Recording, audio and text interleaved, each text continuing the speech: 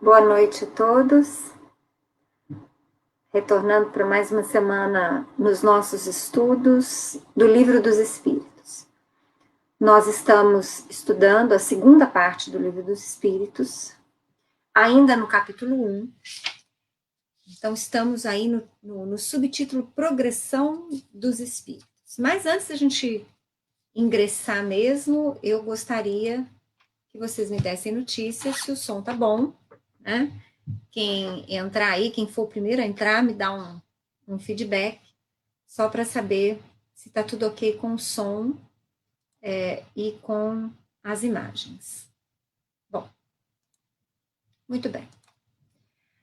Ontem não, na semana passada, na quinta-feira passada, na nossa aula 33ª,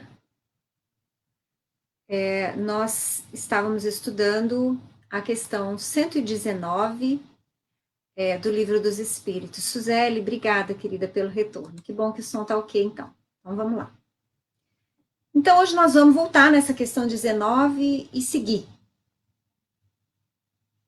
Então, na questão 118, Kardec perguntou se os espíritos poderiam degenerar-se, quer dizer, se é possível que eles degenerem. Vocês vão se recordar que nós falamos, então, na quinta-feira passada, que, contrário ao entendimento que algumas religiões orientais têm acerca da metempsicose, os espíritos nos esclarecem que o espírito nunca retrograda. Pode ser que ele se utilize, sim, de corpos físicos menos adiantados, mas ele nunca perde daquilo que ele já adquiriu nas suas incontáveis experiências. Então, ele não esquece. Quer dizer, nós temos esse esquecimento momentâneo no plano físico, mas é muito mais por conta do nosso aparelho físico não conseguir lidar com duas vidas simultâneas, nem com a bagagem de informações que o nosso espírito imortal possui, mas também por conta da misericórdia divina que nos possibilita novas experiências no plano físico, sem nos recordarmos dos nossos desequilíbrios do pretérito, dos nossos desajustes, das inimizades, dos grandes relacionamentos odiosos que muitas vezes nós tivemos. Então, nós precisamos desse esquecimento. Quando, às vezes, conversando numa roda de amigos, com pessoas leigas sobre reencarnação, uma das perguntas que sempre vem à tona, né, de quem não conhece, de quem não estuda a doutrina dos espíritos, é justamente essa descrença acerca da reencarnação, porque nós não lembramos dela. Mas nós, espíritas, que estamos estudando no Livro dos Espíritos, e estudamos em outras obras as motivações que temos para o retorno à vida física, nós já compreendemos que o esquecimento é fruto da misericórdia paterna em relação a nós. Porque sem ele, sem o esquecimento, não seria possível para nós outros amarmos quem nós destruímos ou quem nos destruiu. Refazermos, construirmos, reconstruirmos, não só relacionamentos, mas reconstruirmos tudo aquilo que nós, por desajustes no passado, cuidamos de destruir. Então, a reencarnação, nesse sentido, ela é, vamos dizer assim, ela é prova da misericórdia do Pai para conosco. Mas vamos continuar. Na questão 119, Kardec pergunta: não podia Deus isentar os espíritos das provas que lhes cumpre sofrer para chegarem à primeira obra, à primeira ordem? Quer dizer, entre outras palavras, por que Deus não criou todo mundo perfeito? Por que será que o Pai criou-nos a todos simples e ignorantes, quer dizer, o princípio inteligente do universo simples e ignorante, e vai ter toda a eternidade para desenvolver-se? Por que será isso? Ao invés de Deus ter criado todo mundo já como integrantes do reino angelical. E eles respondem: Se Deus os houvesse criado perfeitos, nenhum mérito teriam para gozar dos benefícios desta perfeição. Onde estaria o merecimento sem a luta? Demais, a desigualdade entre eles existente é necessária às suas personalidades. Acresce ainda que as missões que desempenham nos diferentes graus da escala estão nos desígnios da providência para a harmonia do universo. Nessa questão, Kardec ainda coloca um breve comentário. Diz ele: pois que na vida social todos os homens podem chegar às mais altas funções, seria o caso de perguntar-se por que o soberano de um país não faz cada um de seus soldados um general? Por que todos os empregados subalternos não são funcionários superiores? Por que todos os colegiais não são mestres? Ora, entre a vida social e a espiritual, há esta diferença. Enquanto a primeira é limitada e nem sempre permite que o homem suba todos os seus degraus, a segunda é indefinida e a todos oferece a possibilidade de se elevarem ao grau supremo. Vamos comentar essa questão. Porque eu acho que foi na semana passada que eu comentei a vocês. Se em algum momento das suas vidas vocês não se fizeram essa pergunta, mas por que Deus não criou tudo perfeito? Nós vamos ver uma realidade em relação às leis divinas. Nós vimos muitas coisas em relação às leis divinas e nós vamos percebendo que, dada ainda a nossa imperfeição, nós vamos descobrindo outras nuances acerca da sabedoria divina. Vejam só que é inevitável que a gente volte lá atrás, no comentário das primeiras questões do primeiro capítulo do Livro dos Espíritos, quando nós estudamos sobre Deus, e no qual os Espíritos afirmaram que falta-nos um sentido para compreender essa natureza íntima de Deus, mas que, por ora, nós podemos compreender a resposta que eles nos trouxeram, que ele é a inteligência suprema, causa primária de todas as coisas. Em desenvolvendo, desde a primeira questão até aqui, nós viemos desenvolvendo noções, entendimentos. Nós já nos apercebemos que, na medida em que o homem evolui, ele toma contato com maiores detalhes sobre a realidade desta verdade. E quando eu falo verdade, não é uma verdade religiosa e nem uma verdade científica. É a verdade que abrange absolutamente tudo, porque eu já comentei com vocês que eu acredito que no futuro, num terceiro milênio, nós já não mais necessitaremos tanto das divisões religiosas. Assim como não mais necessitaremos de pontos de vista tão materialistas e exclusivistas quanto os da ciência. Porque as criaturas que somos nós, mais desenvolvidas, mais perspicazes, mais sensíveis, nós vamos ter absoluta certeza de que esta verdade divina abrange em absoluto ciência e religiosidade. Mas até lá, nós ainda temos essas divisões. Então, é preciso que, primeiramente, quando a gente trata com questões assim, né, Kardec questionando os espíritos, por que Deus não criou todo mundo perfeito? É preciso que nós nos recordemos e meditemos que nós ainda não temos a sabedoria de um espírito superior. E que justamente por não sermos estes espíritos superiores ainda, a nossa compreensão ainda é limitada. É por isso que, no atual estágio, por mais que os espíritos busquem esclarecer-nos sobre todas as questões que nós apresentemos a eles, é invariável que alguma coisa ainda fique sem resposta. Mas veja só, o ficar sem resposta não é pela incapacidade dos espíritos responder, mas muito mais pela imaturidade que nós espíritos encarnados na Terra ainda possuímos. Então, nós vamos perceber, sem entender os porquês, que dentro desta verdade divina há sempre uma justiça absoluta. Assim como há amor e há igualdade absoluta. Mas há uma outra característica que nós vamos percebendo nas leis divinas.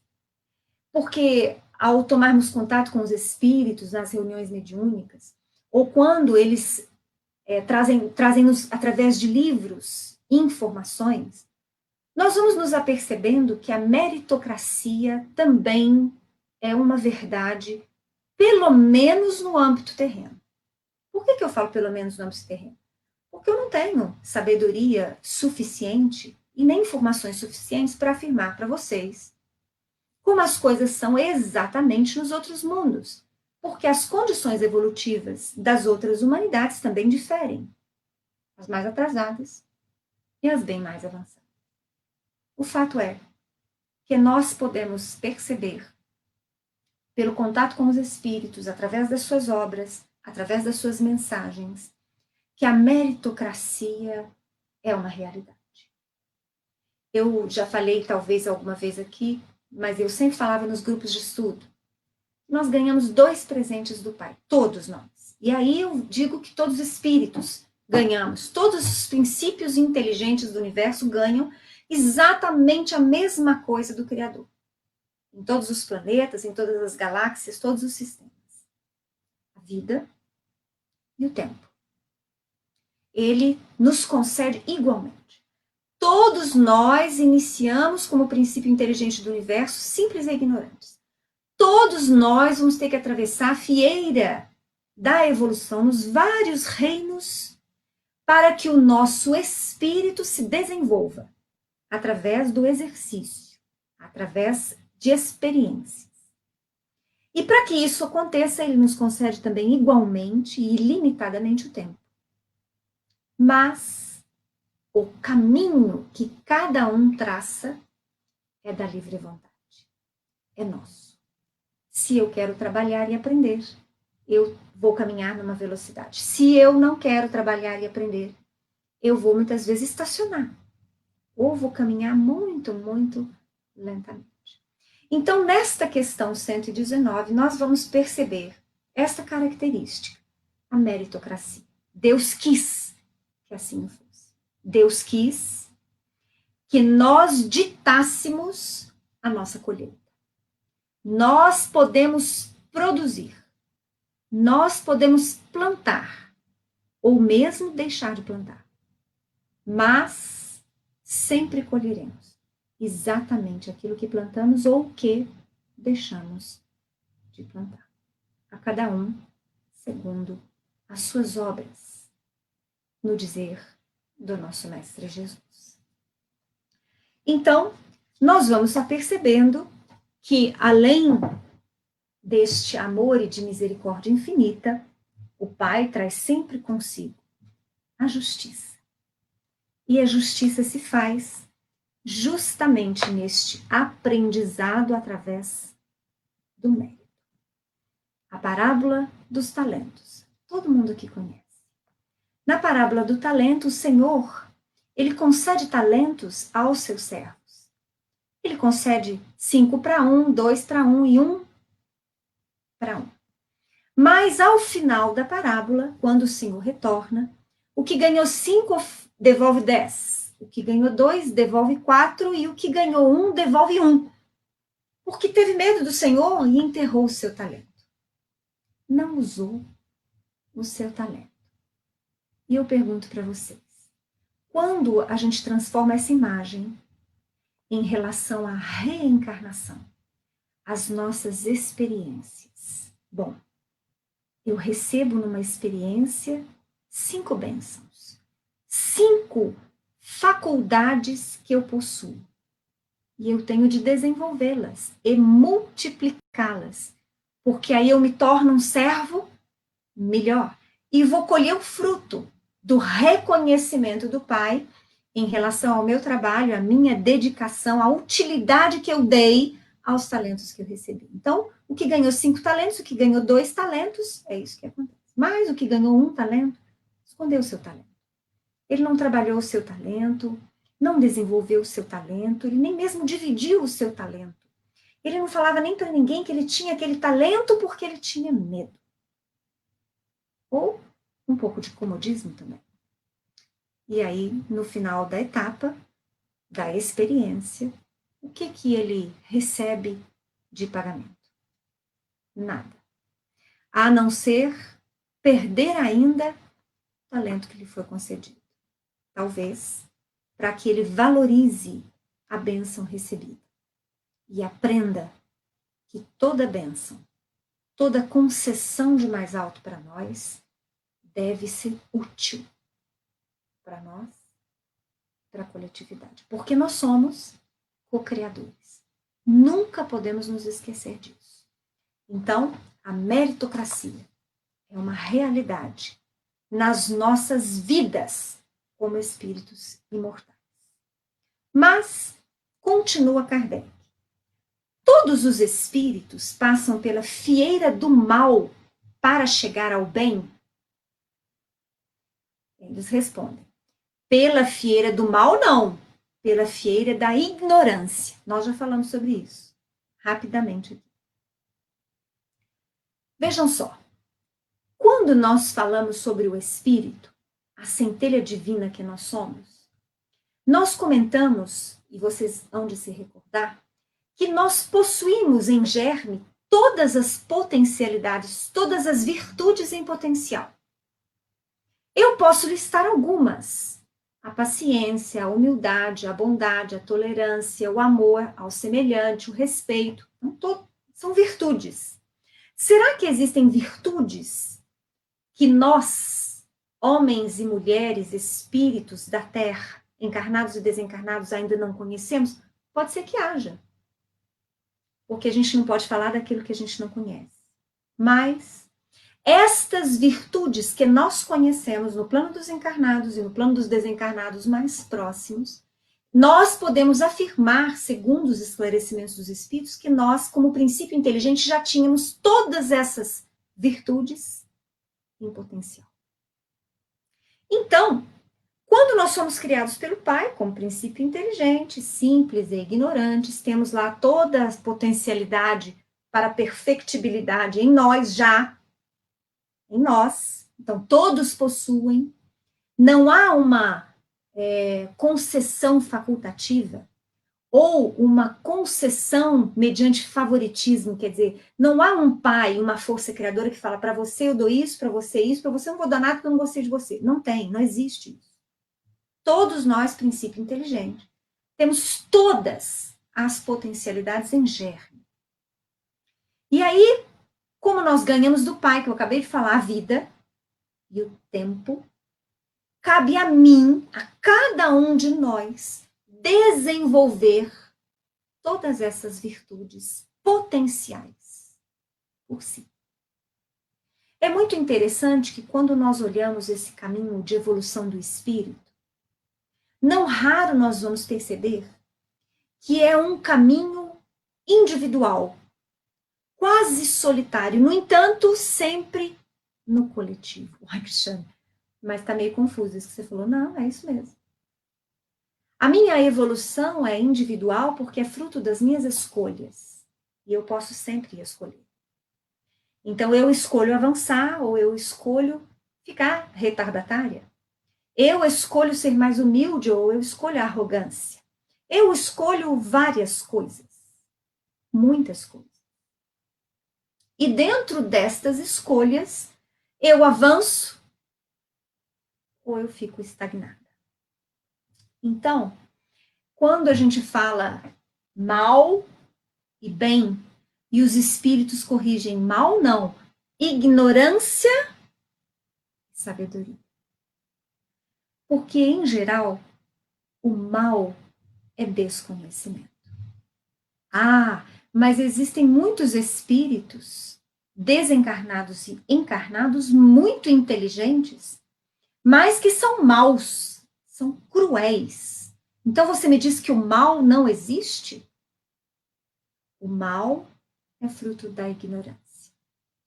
E aquele que faz o mal é porque ainda não conhece o bem que o bem faz. Veja só, uma das virtudes, talvez que nós mais busquemos, não sei se vocês vão concordar comigo, quero saber a opinião de vocês, mas seria a serenidade. No mundo que gira numa velocidade, gira como a vida, né? Nós temos hoje tantas atividades, tantas obrigações, é tudo muito rápido. E nós estamos vivendo constantes transformações. Esse último ano de 2020 foi um ano que, apesar de ter nos obrigado a nos resguardarmos um pouco mais dentro de casa, mexeu muito com o nosso íntimo. Não foi um ano estagnado em absoluto. Tem sido um ano de muito aprendizado, de muitos desafios, de muitos altos e baixos, tenho a impressão, para todo mundo. Veja bem, o quanto a serenidade não é algo que nós gostaríamos de possuir. Mas enquanto a gente ainda não consegue atingir a serenidade na sua potência mais elevada, nós estamos treinando para sermos serenos como espíritos puros. Esta ausência da serenidade se traduz na ansiedade. Quantos somos ansiosos? Todos nós. Atualmente até as crianças são ansiosas. Eu às vezes me pego a pensar como que eu era na minha adolescência. Às vezes eu acho que eu era mais calma, às vezes eu acho que eu era ansiosa do mesmo jeito. A verdade é que eu já não me lembro mais. A vida passou tão rápido que eu não lembro mais como eu me sentia, como eram os meus pensamentos. Mas, no entanto, eu me deparo hoje com crianças, com pré-adolescentes, com jovens ansiosos. E por que eles são ansiosos? Não é porque a ansiedade exista por ela só. É porque a ansiedade é a ausência da serenidade, que precisa da confiança, da entrega irrestrita ao Senhor da vida, do conhecimento, não só de mim mesmo, mas de tudo aquilo que me cerca, na compreensão profunda dos mecanismos divinos. Mas, enquanto eu não consigo ser sereno, eu ainda sou ansioso. Como nós gostaríamos de sermos humildes. Porque Jesus nos ensina a lição da humildade. E nós, às vezes, estamos humildes. Nós ainda não somos humildes. Porque quando menos esperamos, nós agimos com arrogância. Mas a arrogância existe por ela só? Nós nascemos arrogantes? Não. Nós nascemos com a potência da humildade. Mas enquanto nós não desenvolvemos a humildade a contento, a ausência dela mostra que somos arrogantes. Eu queria ter alegria de viver. É uma virtude também. Mas enquanto eu não exercitei o suficiente a alegria de viver, para que eu me mantenha alegre no viver, em quaisquer situações, a ausência dessa alegria de viver me traz a depressão, me traz o desalento, a incompreensão para com as leis da vida. Isso não é o mal que existe por ele, mas é a ausência do bem que eu ainda não desenvolvi suficientemente. Mas todos nós vamos desenvolver esse bem, porque são potências dentro de nós. Vós sois deuses, que brilhe a vossa luz. É isso que o mestre fala. É essa a lição. A luz não é acesa de fora para dentro, a luz é acesa de dentro para fora. Mas ninguém também consegue acender de um dia para o outro em 10, 20, 30, 70 anos, não. Nós estamos exercitando desenvolver nossas virtudes há milhares de anos. E vamos levar mais um tanto, continuando a desenvolvê-las, certamente. Mas vamos continuar. Na questão 121, Kardec pergunta: por que alguns espíritos seguiram o caminho do bem e outros o do mal? Não têm eles o livre-arbítrio? Respondem os espíritos. Deus não os criou maus. Quer dizer, aí é uma afirmativa. Deus não os criou maus. Criou-os simples e ignorantes. Isto é, tendo tanta aptidão para o bem, quanto para o mal. Os que são maus, assim se tornaram por vontade própria. Ou seja, Deus não criou você para ser um bandido, você para ser um criminoso, você para ser um corrupto, e você para ser um mestre, você para ser um santo. Nós somos criados todos simples e ignorantes. E das nossas escolhas é aquilo que a coletividade vê. Porque eu estou escolhendo. Eu escolho caminhar, escolho estacionar. Ou escolho voltar para trás também. Quando esse voltar para trás não é a perda do espírito, mas é o caminho de desequilíbrio. Nós podemos assim entender. Na questão, então, fieira do mal, não pela fieira da ignorância, essa nós já vimos, né? Agora, questão 122. Pergunta Kardec. Como podem os espíritos, em sua origem, quando ainda não têm consciência de si mesmos, gozar da liberdade de escolha entre o bem e o mal? Há neles algum princípio, qualquer tendência que os encaminhe para uma senda de preferência a outra? Vamos entender a pergunta primeiro. Então eles responderam na questão 121 que Deus não cria nenhum espírito mau. Todos os espíritos são criados da mesma forma, simples e ignorantes. E afirmaram eles ainda que é por vontade própria, que uns seguem o caminho do mal e outros seguem o caminho do bem. Mas agora, Kardec quer saber, uma vez que na origem todos são simples, e que todos têm liberdade para escolher, ele quer saber se há uma tendência inata ou se eles trazem algum princípio que os encaminhe para o desequilíbrio, enquanto outros trazem algum princípio que os encaminhe para o cumprimento das leis divinas. Kardec quer saber isso, quer dizer, por que a gente faz escolhas?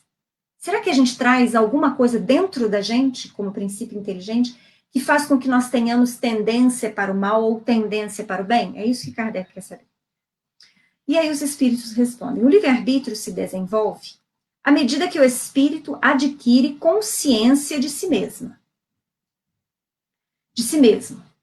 Já não haveria liberdade desde que a escolha fosse determinada por uma causa independente da vontade do espírito. Ou seja, uma vez que nós temos livre-arbítrio, nós somos seres inteligentes.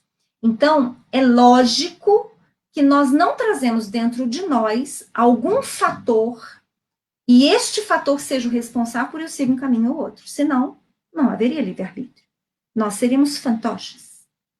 Se o determinismo fosse absoluto na obra da criação, ou seja, se no momento da minha criação eu estivesse fadada por Deus, ou condenada pelo Pai, a seguir uma trajetória fixa, eu não precisaria ser inteligente, porque eu seria tão somente um fantoche, porque já haveria traçado todas as minhas escolhas, todos os meus caminhos. Então, o livre-arbítrio não coaduna com o determinismo absoluto. Ah, mas e os espíritos muito atrasados? O que você me fala das reencarnações compulsórias? São outras questões. São outras questões. Quando eu erro muito, eu desperdiço muito os meus talentos são caçados. E não raro eu preciso atravessar reencarnações na forma compulsória, porque eu ainda não tenho maturidade e consciência para escolher as lições necessárias para o aprendizado, porque nós estamos condenados a evoluir. Estamos condenados à perfectibilidade. Estamos condenados a sermos felizes, unidos à vontade do Pai, co-criadores da infinita obra da criação, em todo o universo ou universos. Então, eu não tenho nada, nenhuma tendência dentro do meu espírito que me obrigue a seguir determinada trajetória. Não temos. Dizem ainda eles, a causa não está nele, quer dizer, no espírito, está fora dele, fora do espírito, nas influências a que cede em virtude da sua livre vontade. É o que se contém na grande figura emblemática da queda do homem e do pecado original. Uns cederam à tentação, outros resistiram. Lembrem-se, quando eu falei agora há pouco, que a evolução é individual, eu faço escolhas, mas ela está sempre no coletivo. Você sabe por quê? Porque como é que eu vou desenvolver a virtude do amor se eu não tiver ninguém para amar? Como é que eu vou desenvolver a virtude do perdão se eu não tenho ninguém para perdoar? Como eu vou ser tolerante? Como eu vou aprender o respeito? Como eu vou aprender a bondade se eu não tenho para com quem praticar? Como é que eu vou aprender a me corrigir se eu não tenho muitas vezes ninguém para me ferir? Para mim sentir o gosto da crueldade, da injustiça, da corrupção. É assim. A fieira evolutiva é essa. É por isso que os espíritos falam que a dor faz parte do caminho. Não é porque Deus seja um masoquista. É porque a nossa imperfeição e imaturidade faz com que, durante longo tempo, nós convivamos entre nós, alfinetando um e outro, para a gente aprender o respeito, para a gente aprender os limites justos, os limites, vamos dizer assim, fraternos. Amanhã a gente volta. Amanhã nós vamos dar continuidade a essa questão 22, porque nós temos a linha A e B, ainda dentro desse assunto da progressão dos espíritos. Eu agradeço a presença do Edgar, da Denise, da Suzele, de todos os outros companheiros que assistem os nossos estudos nos horários possíveis. Espero que vocês estejam gostando. Até amanhã, às 7 horas. Um abraço.